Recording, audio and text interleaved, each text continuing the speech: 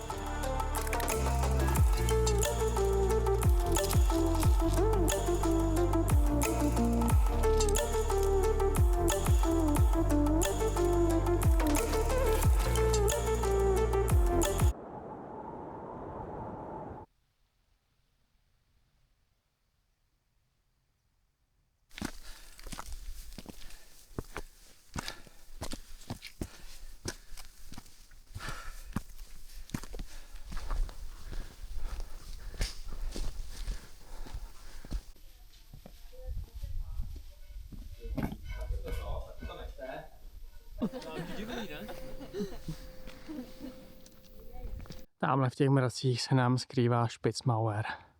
Ahoj, já vás zdravím dalšího výstupu. Dnes jsme se vydali na Spitzmauer. Čeká nás 1850 metrů převýšení. Máme v plánu udělat výstup za jeden den a sestopat na horskou chatu, tam přespat a další den se vydat směr domů. Výstup by měl být trošku technický, součástí je Via Ferrata, ale ne moc těžká, nějaká ABB zhruba na 45 minut. Informace o výstupu budou klasicky v popisku videa.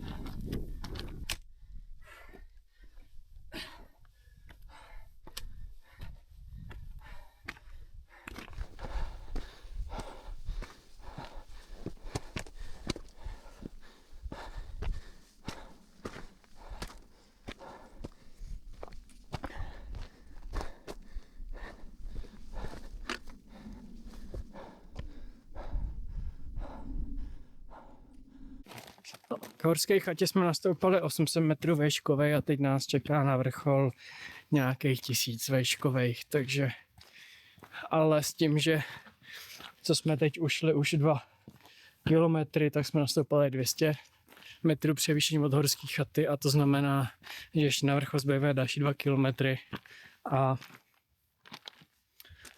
800 metrů výškových, takže momentálně 400 zhruba výškových na 1 kilometr. Takže to už je docela solidní, si myslím.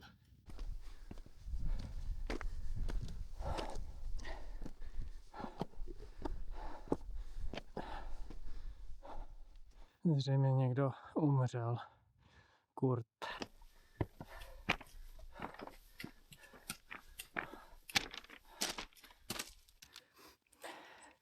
Tak a tady tím průsmykem jsme přišli.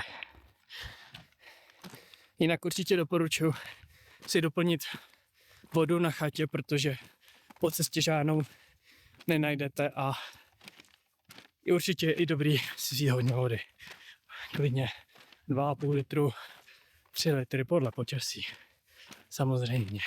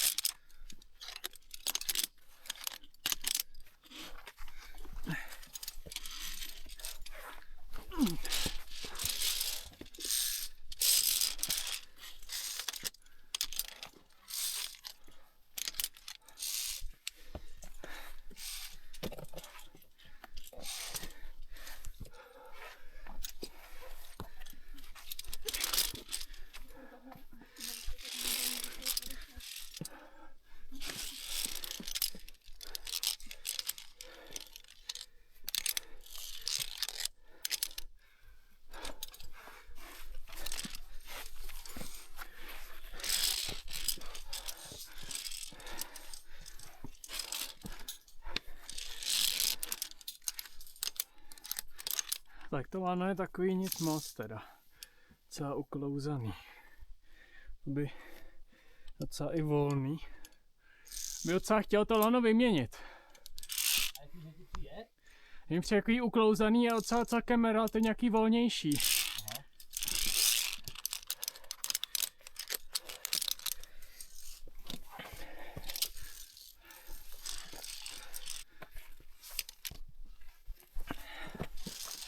Ale žebříků není nikdy dost. Ne, žebříků tady bude hodně, no, na tyhle feratě.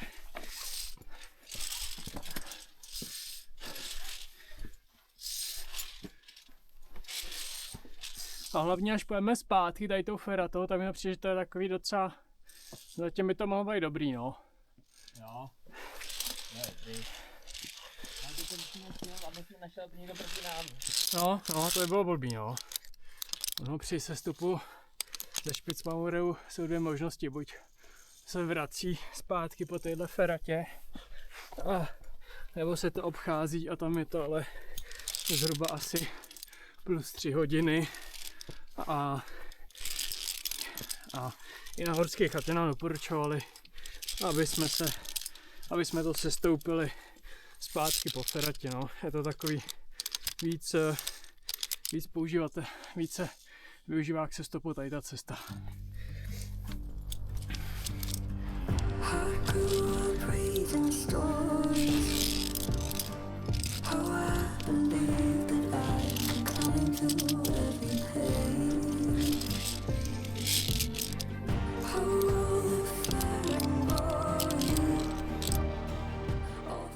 No a tamhle to už je vrchol Spitzmaueru.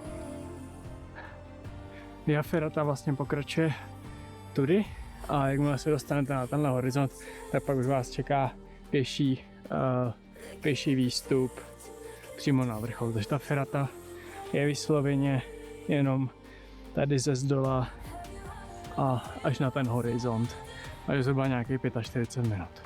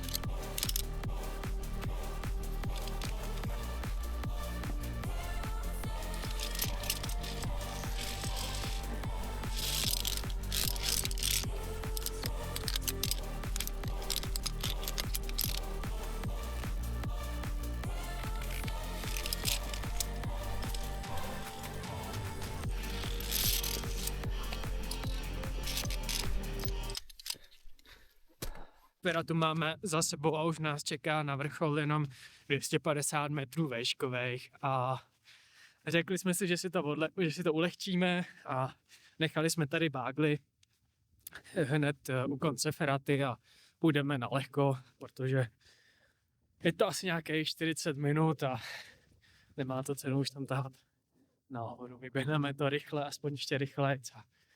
Stejně je prostě mlha zase opět standardně, takže možná ani nic neuvidíme a nemáme v plánu se tam ani zdržovat na vrcholu.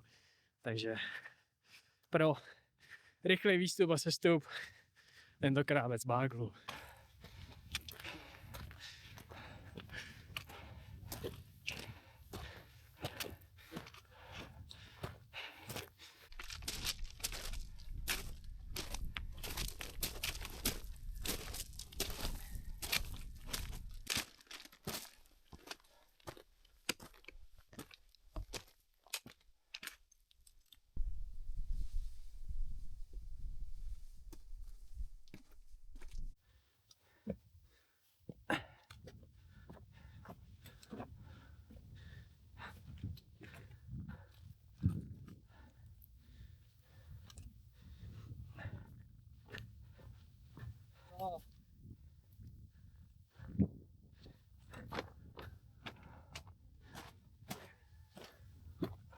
To tě beru za slovo.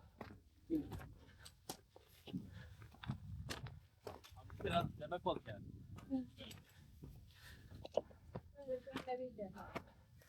Jsme 8 vypadnou.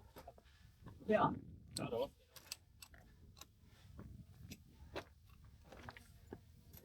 Mají tam snídaně? Jo, myslím, že jo, od 6 do 8. Aha.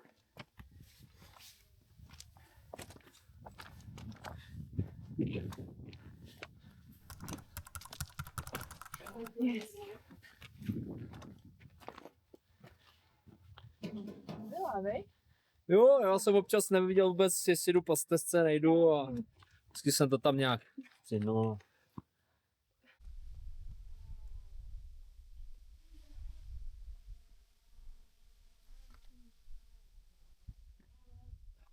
Tak jsme mysleli, že počkáme na vrcholu na nějaký pěkný výhled, ale je to takový, střídá se to chvíli oblačno, chvíli lehce to vykoukne, ale nic úplně stabilního, tak to nemá cenu. Takže ze vrcholu vyrážíme zpátky na horskou chatu a půjdeme přes Via Ferratu.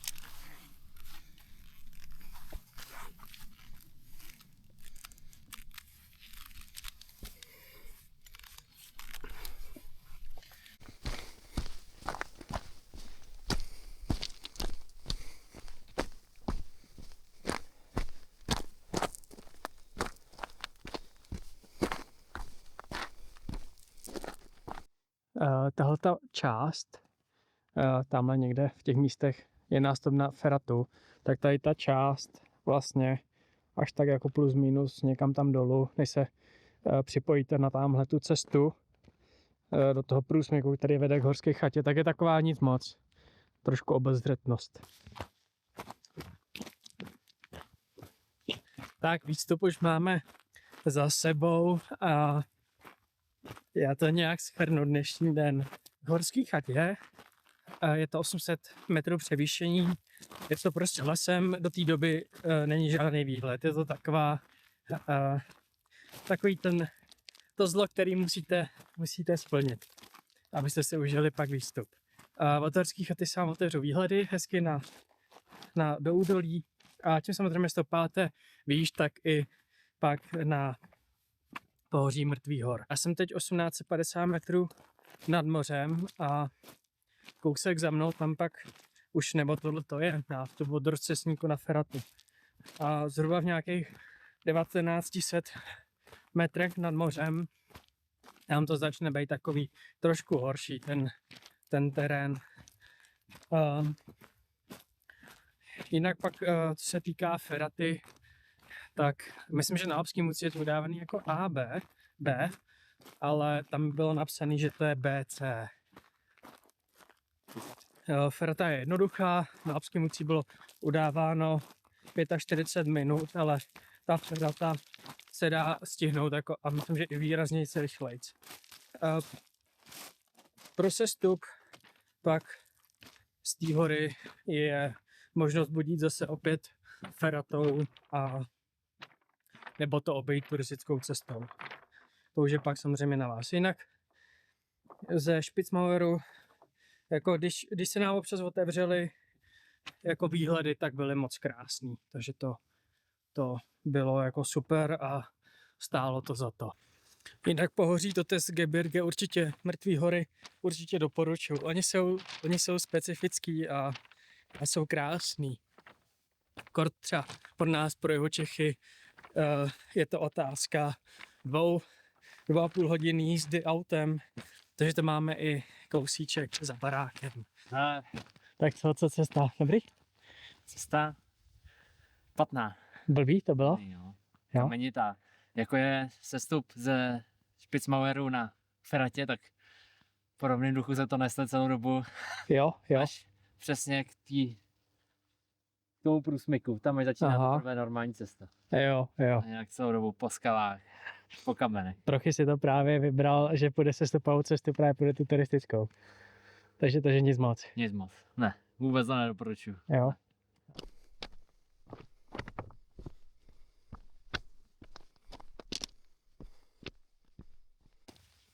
Jinak ještě takový info, když plánujete přespat na horský chatě, při Stutzhaus, tak večeře jsou do 8 hodin, takže musíte pak podle toho naplánovat samozřejmě výstupy. Což je docela dobrý, protože většina chat vaří tak zhruba do 6, takže to je super, má do 8 zmeníčka. A jinak horská chata je pěkná, my jsme tam tenhle rok ní spali, je tam česká i rakouská obsluha, takže i pro lidi, pro Čechy je to mnohem příjemnější ta domluva a moc sympatická obsluha. Ještě dávejte bacha, když se vydáte na Gorseprio nebo sem na Spitzmauer a máte v plánu strávit tady 2 dny, tak při příjezdu jsou 2 parkoviště. Jedno parkoviště, tam je možnost jenom si koupit parkování na 1 den a není tam možnost na 2 dny. Takže to správné parkoviště, kde zaparkovat v případě vícedenních tur, tak budete mít v popisku videa, kde bude celá mapa výstupu. Jsme na YouTube, začínají přibývat odběratele a sledovanost. Doufám, že vás moje výstupy baví a určitě si toho moc vážím. A budu rád za jakoukoliv zpětnou vazbu, co případně zlepšit, nebo co byste třeba rádi i viděli. I klidně mi můžete napsat do komentáře, jaký hory by vás zajímaly, případně natočit výstupy a rád si to přečtu. Tenhle rok už asi bohužel extra úplně nezměním výstupy, jelikož prostě už je to dlouho naplánovaný, jsou objednaný horský chaty, ale zaměřil bych se na to příští rok. Určitě by se mi líbilo příští rok dát Dachstein, možná Wildspitze a uvidíme, co dál se to bude.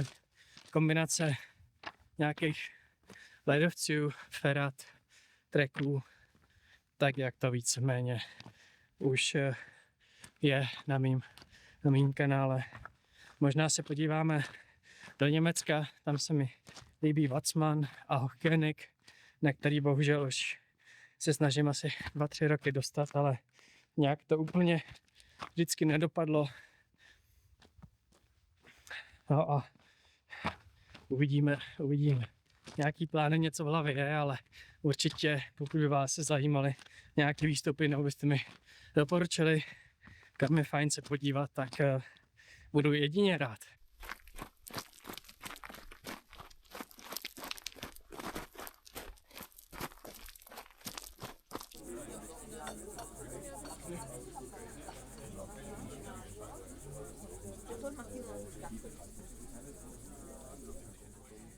Sestupu máme krásnou mlhu, která se nám takhle hezky proudí mezi horama. Je moc pěkný.